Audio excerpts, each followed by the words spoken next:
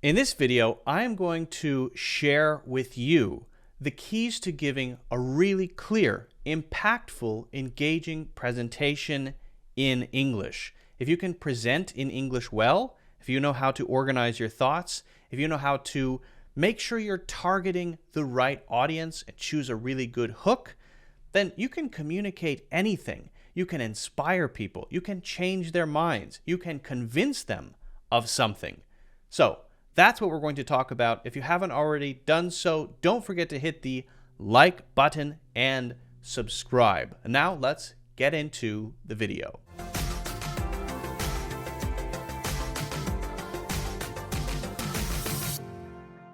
I want you to visualize a page on an online shopping website. You search something, right? You search a product. You see a bunch of results on that page. What things on that page will stick out to you to make you click on one rather than another? They're all the same type of thing. That's what you searched, right? Well, what's going to grab you about one rather than another? Well, you might see a lot of reviews, very good reviews for one. That might grab your attention, so there's some credibility there. Maybe it's the way that it's visually presented, right? The picture of it. If something looks very cheap and the image is poorly done, you're less likely to click than if it's really nice photography, right? Let's say it's a product, right? So the whoever took the picture did a good job with that, right? And it looks like a quality product, the way that it's presented. All of these different pieces go into what makes you click. Then once you click, you have to then read the details and go through all of that and not leave and complete the process, hopefully, buy the product. So then after you click, there's this thing that sellers have to do where they explain things clearly, they answer any questions you may have in maybe frequently asked questions, and they provide those reviews. All of those things then keep you engaged until you make the purchase. And I'd like you to think of your presentation in the same way. You have at the beginning something that grabs the attention of your listener, if your listener is one person or 100 people. And then throughout, once you've grabbed their attention, you have to do things to keep them engaged in your presentation. That sounds obvious, but really I think the online shopping analogy works pretty well here, right? So I want you to keep that in the back or the top or the front or the side of your mind as we're talking through this, okay? These are presentation things that you can do to first grab your audience's attention and then keep it throughout. And the first thing to do is to think carefully about engaging at the start. If you just say at the beginning, I'm going to talk about this, and you don't have anything right at the start that engages, then you're going to lose a lot of people very, very quickly, right? So use something called a hook to grab attention. Now, there are a lot of different types of hooks. We're not going to talk about a bunch of hooks in this video, but think about that, right? Think about hooks that you can use at the beginning. That could be a hypothetical question. That could be an analogy. That could be an analogy that you share right at the beginning to get people to think about it. It could be an interesting question directly to one person. It could be asking for a show of hands, sharing something kind of shocking or surprising. There are many, many. And you can learn all about those in my course on engaging presentations. Okay, so you've got their attention. You've thought about your hook, right? Well, to really make that decision and all of the decisions in your presentation, you also have to understand your audience. So the second thing is to know who you're talking to. Who is your target audience? Are you talking to potential investors for your idea? Are you talking to a bunch of students who may make a decision to, I don't know, choose a major or something later on when they finish high school, right? And then you're trying to give them, an accurate, realistic sense of how the world really is outside of school, right? Understand deeply who you are talking to. When I make videos, when I do podcasts, I'm thinking carefully about who I'm talking to, and everything I do is for the people I'm talking to, which is people who are learning English, who are generally not at a very low level so that they can't understand English. They can understand, but they have a long way to go still in the area of fluency, maybe pronunciation, a lot of different areas. They have to go from where they are to much more fluent. And these are the people that I'm talking to. And if that's you, then I'm talking to the right person, right? So think carefully about that. And if you think about that carefully, you'll be able to choose a good hook, and you'll be able to build the rest of your presentation so that it resonates with your audience. Now, you also want to think about what can cause distractions. Remember, we talked about that Amazon page. If there's this giant image of something in the page that doesn't do anything or accomplish anything, and the seller just put it there because it looks nice, get rid of it. It's not doing anything. So the third thing you need to do is ask yourself, for every single thing that's part of your presentation, why? Why am I doing this? Why is this here? Why did I choose this hook? Why did I choose this analogy? Why have I chosen this structure for my presentation? Why exactly am I explaining things in a specific way? Whatever it is, right? Every choice you make, every decision you make in your presentation, from the structure to the style to the audience to the hooks to the analogies to the examples given, everything should have a reason. And if you can ask yourself why and then answer those whys throughout, yeah, well, because I need to fit these two ideas together and that will make sense, that will make things more clear. Okay, great. That's going to make your presentation more clear. But if there's one that sticks out and you just say, well, I like this, that's a funny comment, but it's actually kind of, oh, why? Well, it could cause confusion. That analogy actually doesn't really make sense there. Okay, well, get rid of it. Get rid of things that are not highly intentional. And if you can't answer why, it shouldn't be there. Okay? You also want to think about building toward key moments. This is where you aren't just talking. You have these things that are important that you're moving toward, right? By the end of this presentation, you're going to have some clear keys that you can take away, and I'm going to then challenge you to use those to make a presentation on your own. Well, we're building towards something then. We're moving in the direction of something. That could be a call to action.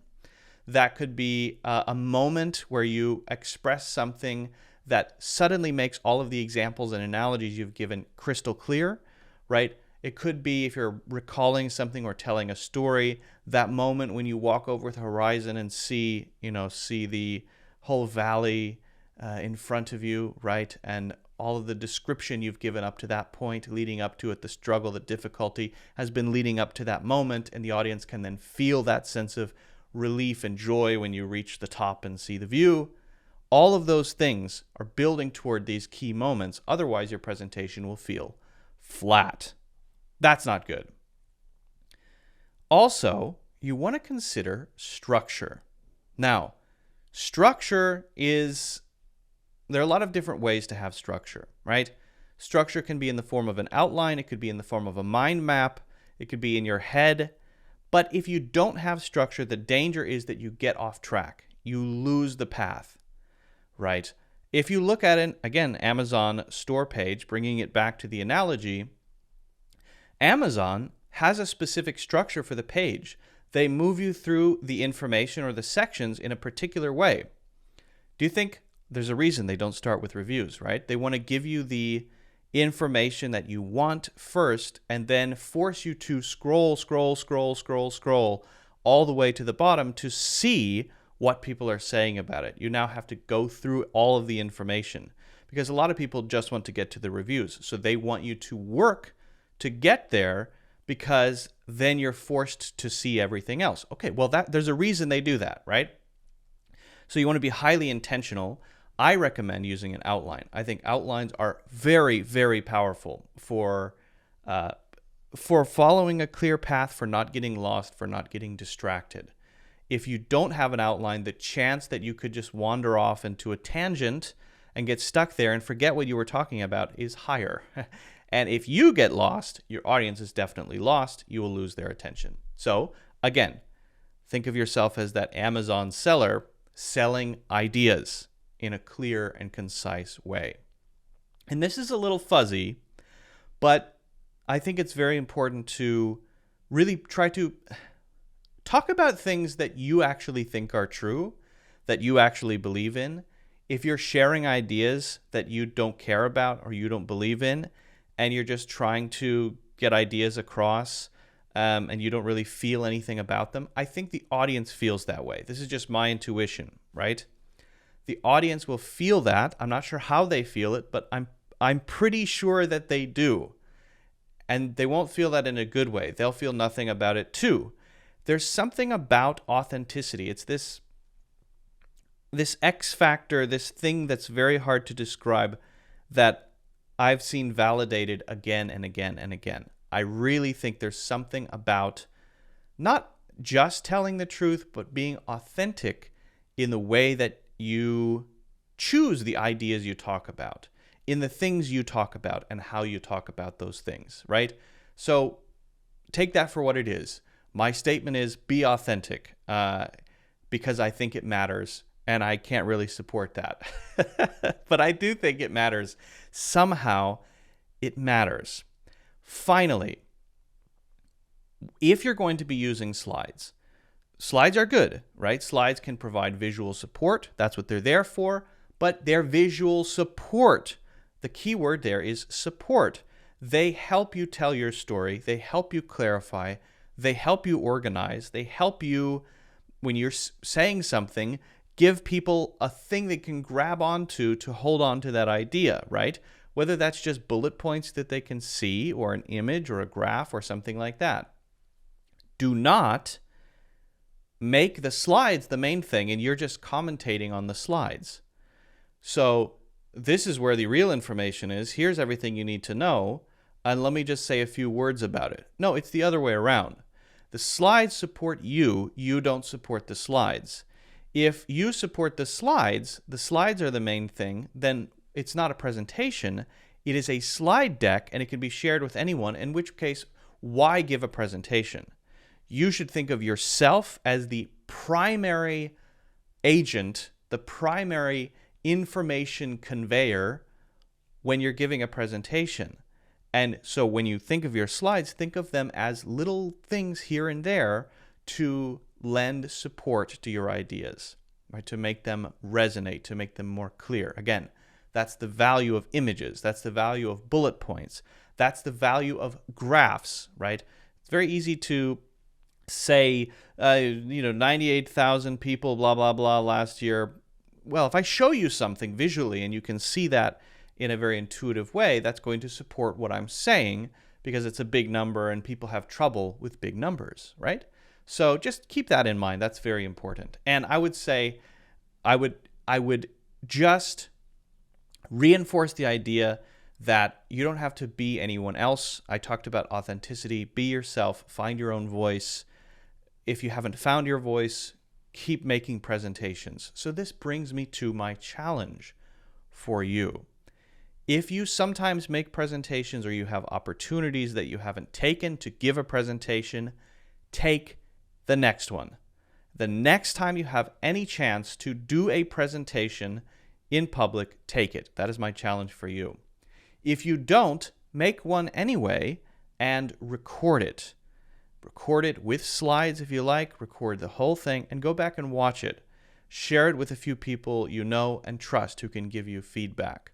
My challenge to you is to build a presentation with these tips.